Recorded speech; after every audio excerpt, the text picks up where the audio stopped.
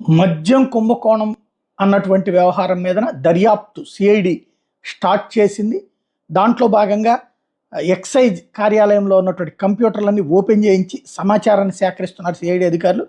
నిన్న మధ్యాహ్నం నుంచి సిఐడి విస్తృత తనిఖీలు చేసింది. రాష్ట్ర ఎక్సైజ్ కార్యాలయంతో పాటు మరికొన్ని జిల్లాల కార్యాలయాల్లో కూడా సోదాలు చేశారు.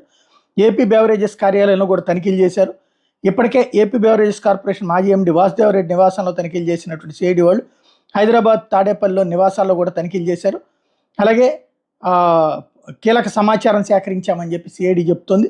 ఇప్పటికే రికార్డులు అక్రమంగా తరలించారని వాసుదేవ్ రెడ్డి మీద కేసు నమోదు చేసినటువంటి సిఐడి అధికారులు దానికి సంబంధించిన ఆధారాలు ఏది మెయిన్ అయితే లభించేటటువంటిది గ్రౌండ్ లెవెల్లో ఏంటి ఇప్పటిదాకా ఏంటంటే మద్యం దుకాణాల దగ్గర చేయడానికి ఏముండదు, పైనుంచి మాత్రమే అన్నటువంటిది. అదేది తయారీ దగ్గరన తయారీ సంస్థలు ఎంత లంచం ఇచ్చామన్నది చెప్పాలి. అది వాళ్ళు చెప్పరు. ఎందుకంటే ఎవరు వచ్చినా